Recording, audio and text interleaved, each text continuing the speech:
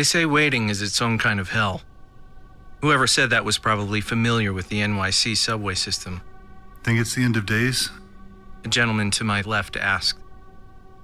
We both stood at the edge of the yellow strip on the platform waiting for the train. God knows how much time had passed. Over an hour at least. I had gotten up early to go to my favorite breakfast spot in East Harlem. Bacon to die for. My doc said I shouldn't eat so much bacon, or smoke, or drink soda. But don't they all say that? It's always the end of days waiting for the transfer, I responded, and he chuckled. He jiggled his foot and was going to ask me something else, but I turned my attention pointedly away. Even though he was well-dressed, collared shirt and a suit jacket visible from his open windbreaker, you could never tell who would ask for money or start talking crazy at you. I took stock automatically at how many people were around us. Just two others this early. A guy maybe in his early 20s with a faded rainbow hoodie and oversized headphones. And a woman around the same age, shrugging off a purple pea coat as she balanced a covered tray of cupcakes. I hate to ask, but do you have a portable charger I could borrow? My phone is dead, the suited man said.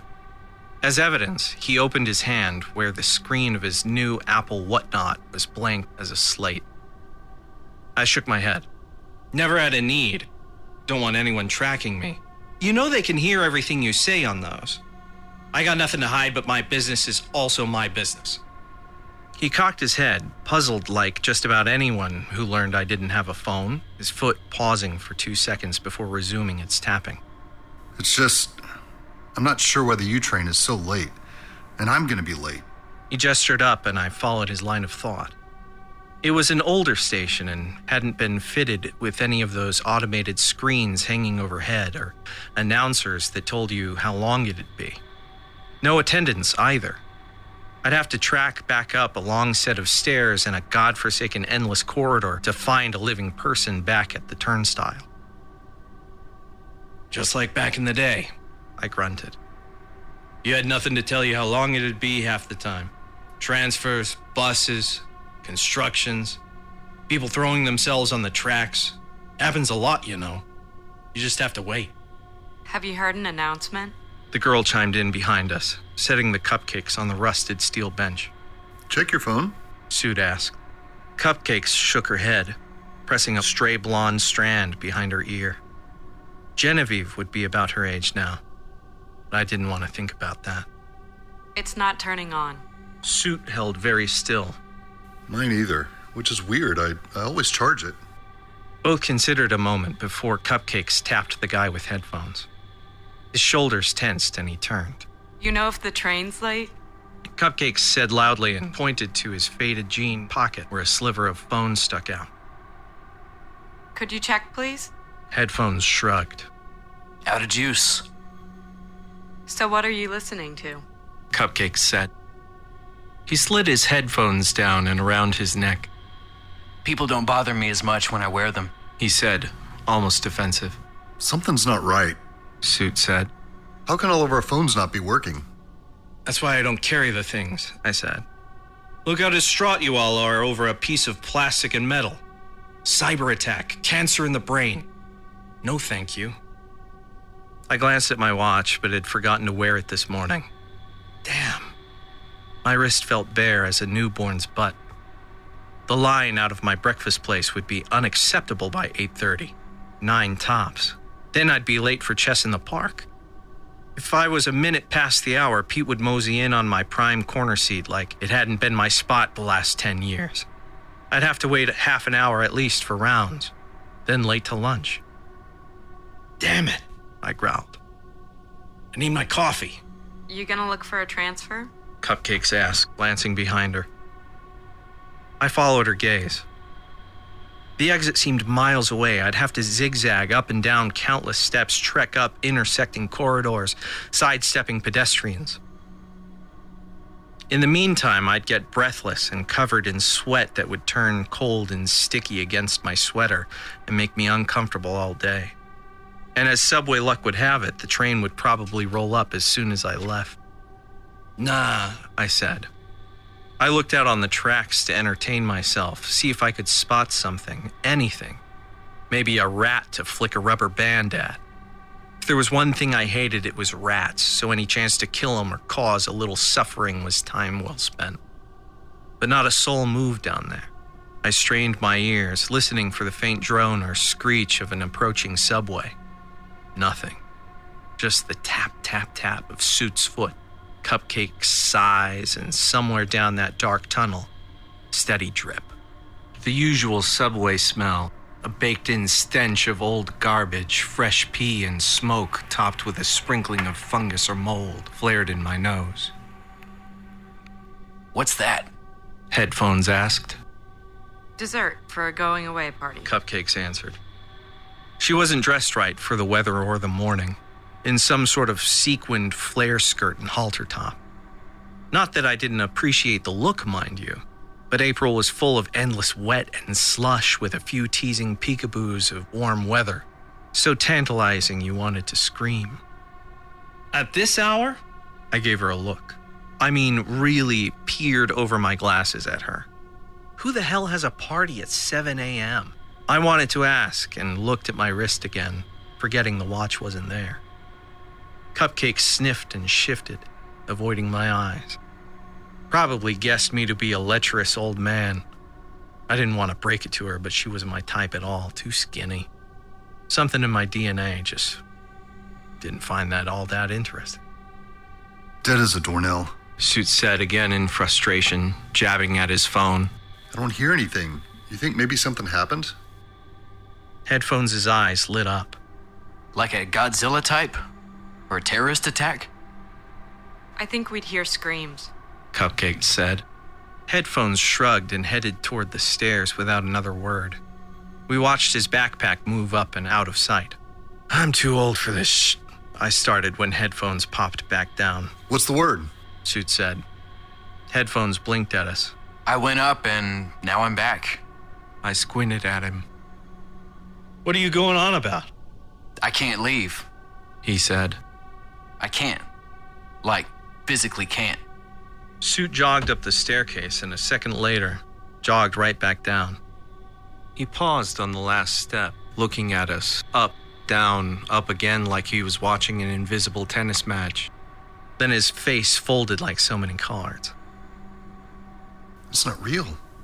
It's not right. Suit moaned. Headphones had buried his face in his hands. Wake up. Wake up. Guys are as hilarious as a battle sub with a screen door.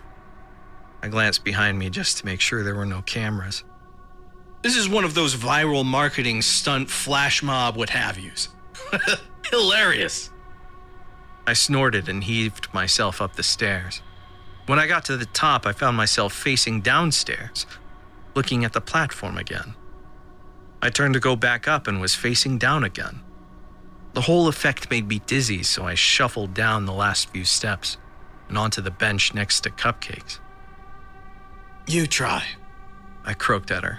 She shook her head, eyes wide, terrified as a mouse. Screw this. Suit bellowed at the empty track. I'll go down there and walk to the next access point if I have to. He stood, half crouched as if to jump down. He glanced at the rest of us and wavered. Sit down, amigo. I laughed to hide my nerves. You're not going anywhere. Whatever thing is happening up there is trying to keep us down here. You think they haven't thought of that? Headphones finally lifted up his head as Suit arched an eyebrow. They? Government corporate types. Who else? We're just pawns on their board. If there's an outbreak or a terrorist attack or what have you, you think they don't have sophisticated weapons? They got all kinds of things, including... I waved my hands down the stairs. Invisible force fields, walls, whatnot. Sounds like conspiracy crap. Suit said. Yeah, believe it or not, but it's well documented. It was always a matter of time. You'll see. Trick was you had to look for the little offbeat blogs and forums, the ones where people talked in code and told you what was really going on behind the curtain. I knew some of it was hogwash, sure, but when you lived as long as I had, you know sometimes there's kernels of truth in the unlikeliest of places. They don't want us out, we're not getting out. I tried to explain, but they were all panicking. Headphones and Cupcakes shouted for help at the stairs until they were hoarse. Stupid kids. Suit did eventually climb down to the tracks and walk a few feet down in the darkness just to turn around. Same as the stairs. Suit huffed as Headphones helped him back up on the platform. Suit shrugged off his windbreaker and hurled it against a post. What the fuck are we supposed to do? He slumped onto the bench next to me, defeated. Something like a skittering sound below the tracks. I glanced down, looking for the shiny brown back of a roach or a tail of a rat. You hear that? I said. No. What? Suit cocked his head and we all listened. Nothing. Maybe nothing. I shrugged. Maybe a sewer rat or a giant roach. Some of them grow to be the size of your whole arm, no kidding. Prehistoric. It's gotta be a dream. Suit pinched the back of his hand. We watched his skin turn white, then red. Ow. I think it's an end of the world, Sitch. Cupcake said. Her dress spread out as she sat on the bench. Actually, I'm relieved. It's about time. The rest of us looked at her as a flush crept relentless along her cheeks. I mean, I'm just tired of it all, you know? More silence until Headphones piped up. Yeah. What, your expensive liberal arts college got you blue? I asked. I have a lot to worry about, actually. A mix of shame and pride stormed over her face, reminding me of a kid. No, I dropped out of school. Run a pretty successful business selling, stuff. Stuff? I already knew where she was going by her tone, and I wasn't impressed. How does that song go? Lots of good girls gone bad in the city? She nodded curtly. Pot? Suit said hopefully, and she shook her head. You don't look anything like a dealer. Headphones said. She smiled primly, but then I noticed the bags under her eyes, how her forearms looked like any fat or substance was burned right off, leaving the thinnest skin stretched over bones. That's what makes it so easy. She said, and almost as an afterthought added. It's a lot of money. Better be careful with that nonsense, I said. People fall down a hole faster than they can get out. She nodded, her eyes hollowed as a skeleton. Well, might as well make things interesting. Suit said. I screwed my trainer yesterday. Again. He breathed out, bounced a bit on the balls of his loafers. Man, it feels good to get that out. My wife ever found out, well... His glance flicked down for a second. She's a little unstable. Makes it hard. He made a sound like a laugh, a noise mixed with heartbreak and relief. She'd probably shoot me point blank. That's fucked. Cupcakes glanced at his wedding band. Psh, you think that's a big dark secret? I said. Show me a man in this world that hasn't cheated once. Headphones raised his hand. Cupcakes rolled her eyes at me. So what's your deal? Oh, I'm not interested in games, I said and looked at the rail. I glanced at my bare wrist again out of habit and couldn't shake the urge of too much time passing. It must have been hours by this point. Probably almost lunchtime. Guys. Headphones' hand was shaking. You okay, kid? Gonna barf? I stepped back just to be safe. I, just remembered something. He was actually shaking, like he was cold, teeth chattering and everything. There is no U subway. Cupcakes started counting on her short purple nails. FL2. There are others. So many. She blinked. Every day I take the... She looked at us in confusion. I racked my brain but couldn't remember a damn thing about my commute. What does it mean? Suit asked. I can't even remember my name. Deadly toxin, I nodded. Eating out our brains, causing early onset dementia. Cupcake yelped and covered her face. Don't say that. I think... Headphones shook his head, a grin set to his jaw. We're in some kind of limbo. Maybe hell. I had a dream last night. Pulled up a beat-up blue spiral notebook the size of a checkbook from his back pocket. He flung it open and flipped past fraying corners to the last page. A sketch in pencil, not half bad, looked up at us, recognizable enough. The Reaper. Now that is crazy, I said, angrier than I intended. Wait. Suit said and leaned against the filthy column for support as his eyes fluttered close. Maybe it's true. The last thing I remember is, well, I can't recall.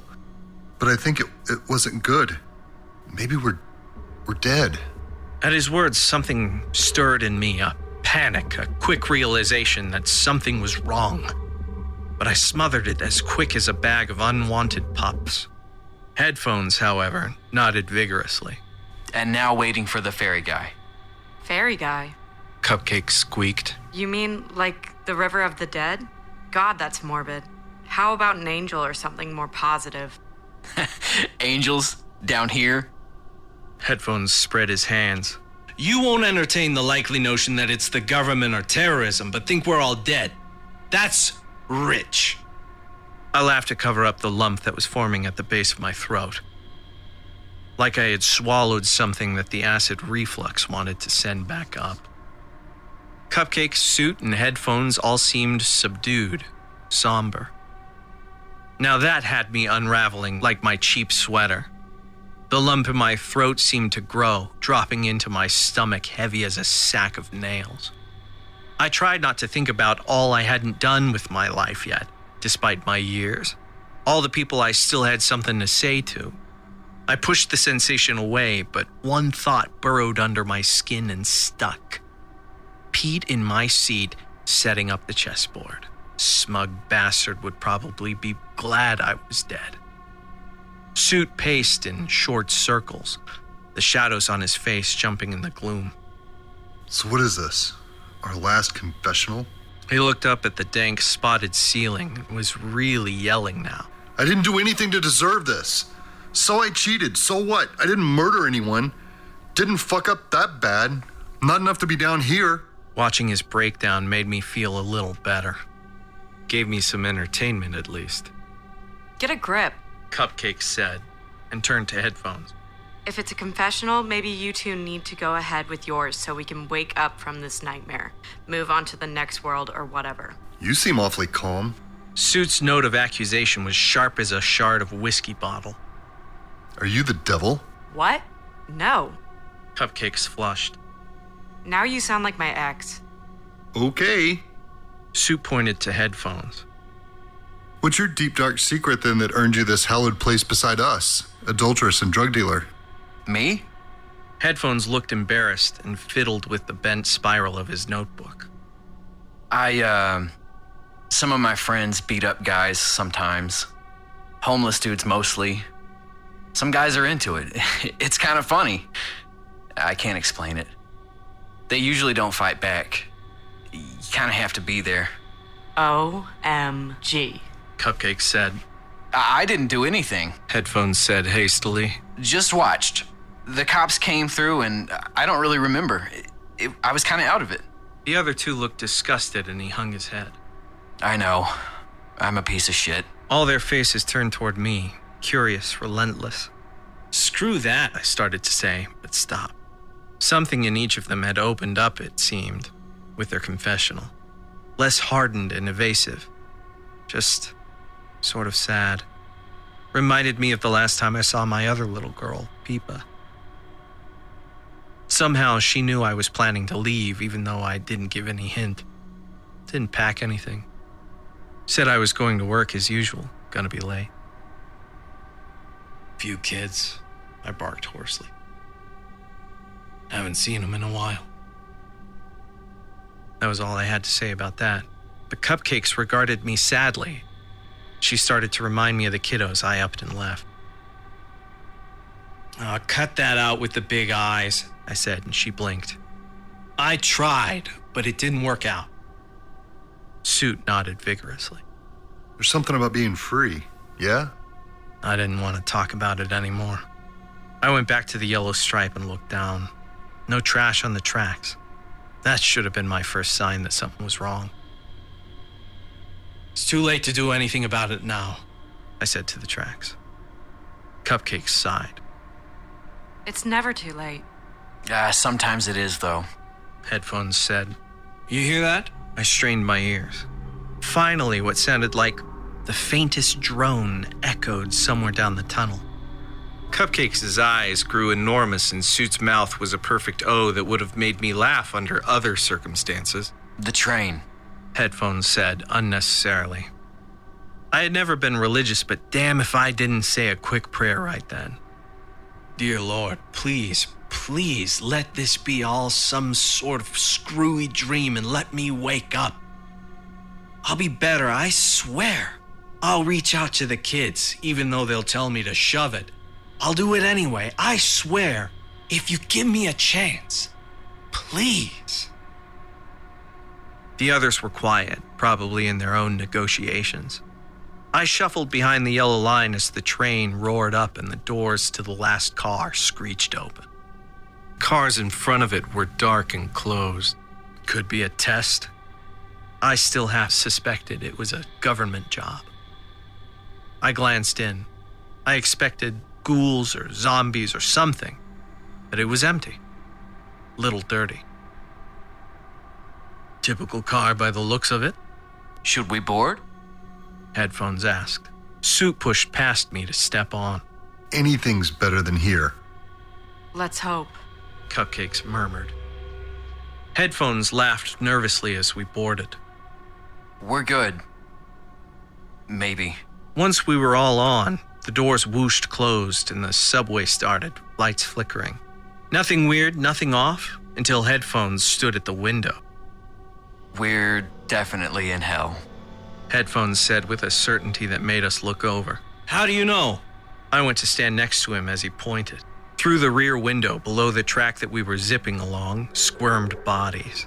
Hundreds, maybe thousands. And not just any bodies. The four of us. Over and over again, all squirming and mashed up on each other, grinning and waving in a mass of glittering skirts and suit jackets and rainbow hoodies and fraying argyle sweaters, making up a fabric like a ribbon undercutting the city. Cupcakes screamed and Headphones doubled up, dry heaving again. I couldn't stop staring. We were moving too fast to really focus on a single face, but the quick flashes of my smug smile, gnarled hands flicking toward the sky, and shock of gray hair made me dizzy. It was like looking into a pit of cracked mirrors as the train thundered on, rolling over infinite versions of ourselves. Cupcakes shuddered finally. I can't look anymore. This is a bad trip. The worst. I think you're right, kiddo. We're in purgatory. Once I said it aloud, a little flint of memory came back to me. Pain, collapsing from my bed. Maybe I should have listened to the doc. Still, I don't think I could have given up on Bacon, even knowing what was coming. Think we're gonna see the big man then? I said. God or the devil, I wasn't sure. No way. Suit struggled with the rear car door. I'm not sticking around to meet anyone. This again? I sighed. His freak out was sort of funny the first time, but was getting old. Help me. Suit said, and Headphones grudgingly got up. Put your shoulder into it, I said. Why are you encouraging them? Way I see it, nothing we can do but try to enjoy the ride, sweetheart. She frowned as the door cracked open. Suit turned his back to us with some sort of salute. Sayonara. He stepped off and a half a second later stumbled back in, eyes wild. Same as the stairs. Headphones guessed and plopped down, pulling out his notebook and pencil and starting to sketch. I wish I could have said goodbye to my mom. Cupcake said out of the blue and got real quiet, turning her head away from us. I'm not gonna just sit here like cattle to the slaughterhouse. Suit's eyes nearly bugged out of his face. So I'm not perfect, so what? I deserve this? He turned and jabbed a finger at the window. I'd kill you all to get out of here, no question. You do the same, don't pretend otherwise. If we're stuck up on Mount Everest and starving, anybody up there would eat their own to survive. Fucking human nature. He's losing it, all right, I said to no one in particular. Suit jutted forward and grabbed the knobby pencil from headphones. He pointed it like a knife at his own neck, gaze out of focus. Just do it already so I can have my pencil back. Headphones said. I guess he was as tired of Suit's shit as I was. Cupcake sucked in a breath as Suit rammed the pencil into his own throat. No blood, I said, a little disappointed. The pencil had popped right out. No mark, nothing. Suit slapped his neck, calmer. It hurt anyway. Fuck. He slumped in his seat next to Cupcakes and Headphones resumed drawing. The sketch looked like Cupcakes from this angle, but wasn't good enough that I could tell for sure. More time passed and I closed my eyes. Maybe it was a dream or a hallucination. Maybe if I willed it, I could wake the hell up. I tried not to think of anything and pictured a chessboard empty of pieces. Symmetrical, even. No problems, no riddles to solve, just a blank slate. An intercom system crackled. My eyes flew open.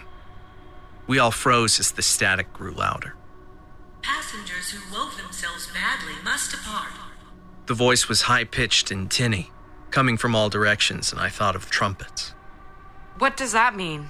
Cupcakes shrieked. Who are you?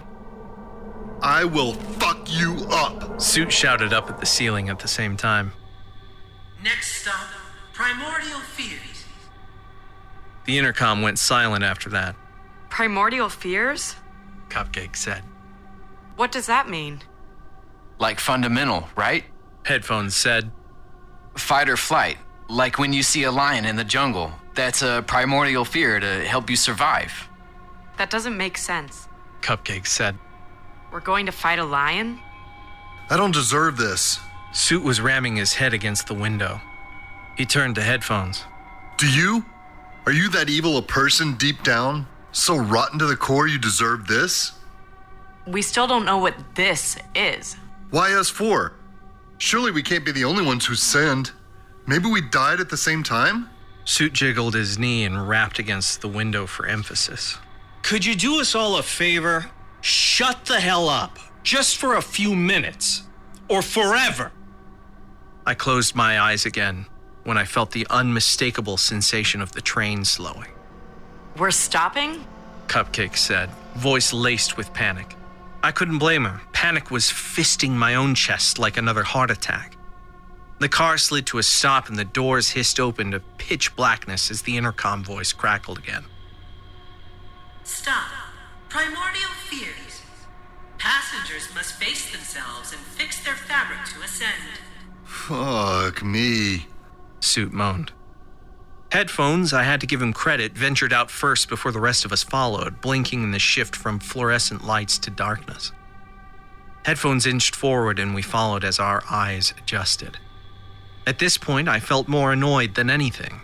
Whatever force or being was in charge sure liked dragging things out. Just tell us what the deal is already, I said in the darkness. Look. Cupcakes jostled next to us. I blinked at a small trickle of light from a narrow passage. The platform we stood on funneled into a weirdly lit cave tunnel. At least it wasn't red. We walked through, Headphones, Suit, Cupcakes, and me, bringing up the rear. God. Cupcakes gagged. The smell was terrible, like the worst funk you could ever imagine, heated up in a tiny kitchen with your face over the open oven door. Before I could get out of the passage to see what was ahead, something hard slammed into me. It took me a moment to figure out what it was. Fuck, no. Suit was moaning and shoving, trying to get behind me, but there was nowhere to go. A rock wall had appeared and pressed into my back. Get out of here! I snarled and shoved Suit out of my way. I made my way past Cupcakes, who had fallen on her knees, and Headphones standing there all slack-jawed. That's when I saw it. An enormous pit yawned out in front of the ledge we stood on, and rising out from the pit, My chest seized up as I recognized the massive shape.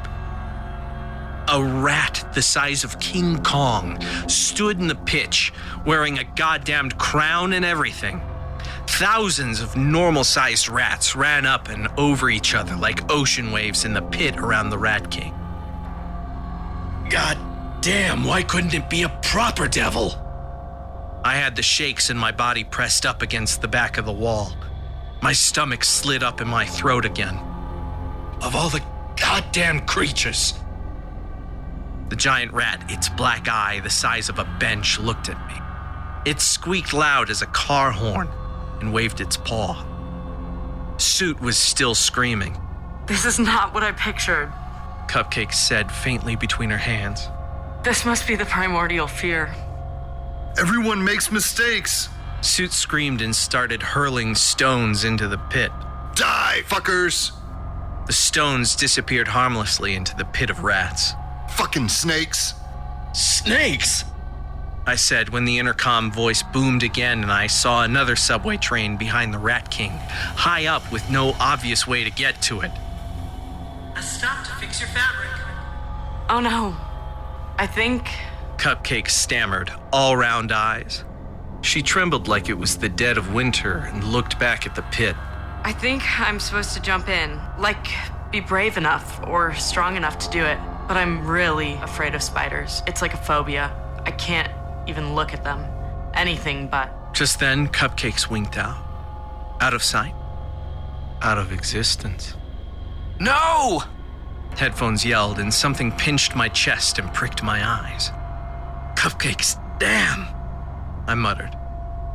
I'd grown fond of them.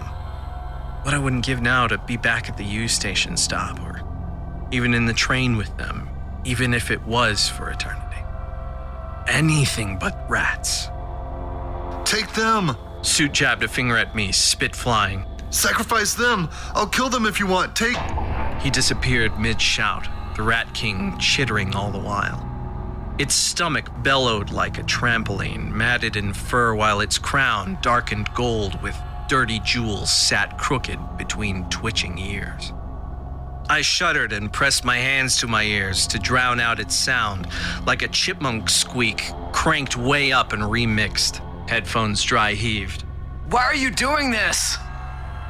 Oh God, I think I'm next. I think it wants me to jump into the roaches. A look of resolve fell over Headphone. I'll do it.